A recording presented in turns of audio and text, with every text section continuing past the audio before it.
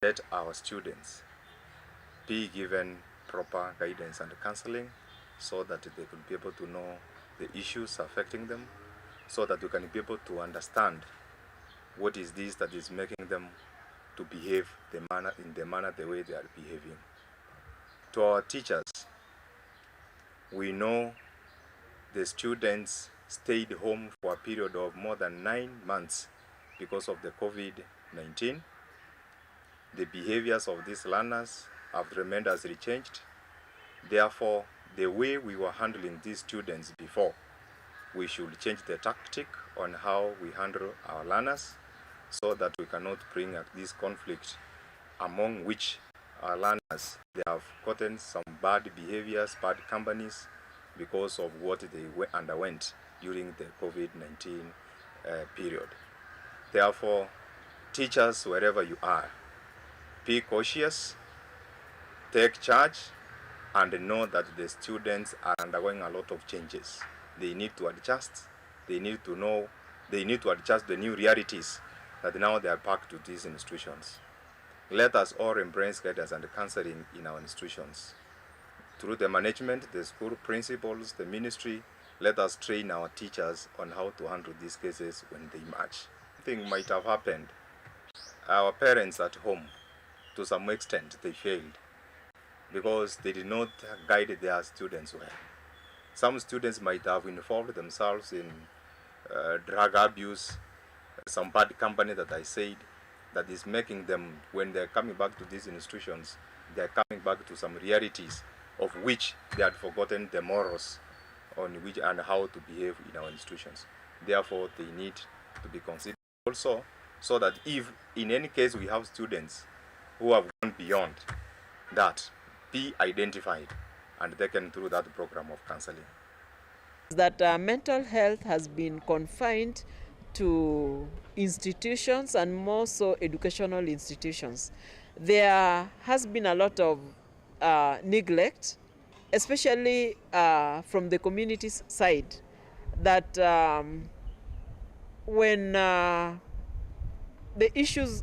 discussion on mental health started, people thought that mental health only affects children in school, and more so high school students. And that's why we have the departments of guidance and counseling, and then at the university level. So those are the institutions where we find that mental health has been integrated as part and parcel of the training for the students. However, today we know that there are serious mental health issues at the community level, and that is at the family level, and at church level, and even at the broader community. So most likely children who get involved in fire setting is one of the symptoms of a mental health problem that we call conduct disorder, which is very common among the teens. So we cannot rule out the possibility of a mental health problem.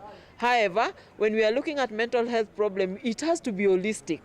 It's also possible that the children could be reacting to difficult situations in school, could be reacting to maybe a form of harassment. But in all this, if mental health is strengthened in schools and the children are able to receive professional services, then probably before they get to the act of fire setting, then some of these problems would have been reduced. So I'm advocating for professional counseling services in schools, and this must start from the early age in order for us to have prevention.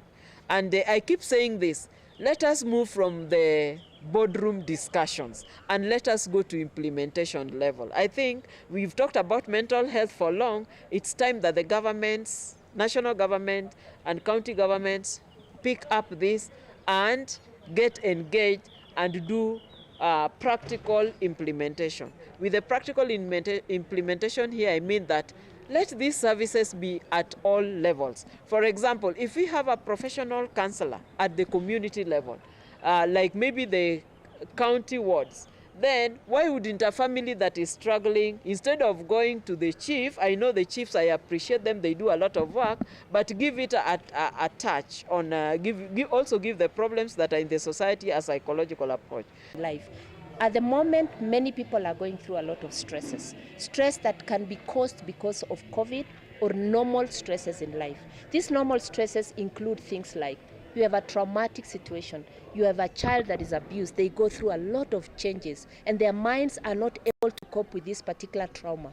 We are talking about things related to drugs. Why are people taking drugs? It's because there's something maybe that has caused them and pushed them towards taking drugs. And that means that their mental ability and well-being has been affected to the extent that they want to use drugs to null or to make numb the situation that is in their mind. But we are also talking about currently the COVID has become a big challenge for everyone. We are having issues related to income loss, employment, unemployment, and isolation for families. Children at the family level do not know how to manage being isolated from their friends. They don't know how to manage being away from the school life. They don't know a life that is just free and it's not scheduled. It's not like the normal old days when children used to go to school and they had a specific schedule to follow.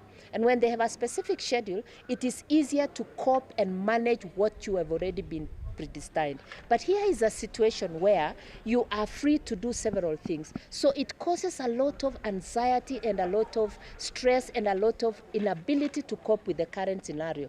And so you'll find children at homes sleeping, eating, overfeeding, or even not eating at all. Why? Because they're anxious about tomorrow. Is tomorrow going to happen to be better than today? And because it is now even prolonging, you find people are becoming even what we call fatigued in stress management. They are no longer able even to do the basics of washing hands or keeping the masks. But it is very important if people can go back to themselves and start asking themselves, what is this that is making us not able to cope?